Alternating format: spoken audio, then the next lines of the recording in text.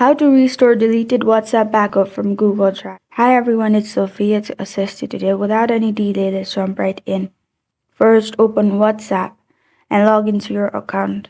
Then click on three dots on top right corner of your screen. Then click on Settings. You'll find this kind of screen pop up. Click on Chats, which is below List and Above Notification. Then click on Chat Backup. Then make sure Include Videos is turned on and click on Backup. After that, go to Google Drive and log into your account.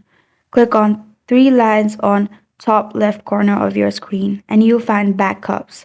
Click on here, and if you have backed up your WhatsApp, it will show here. And that's how you restore deleted WhatsApp backup from Google Drive. Thank you for joining me today. If this video helped you out, please leave a like and subscribe for more.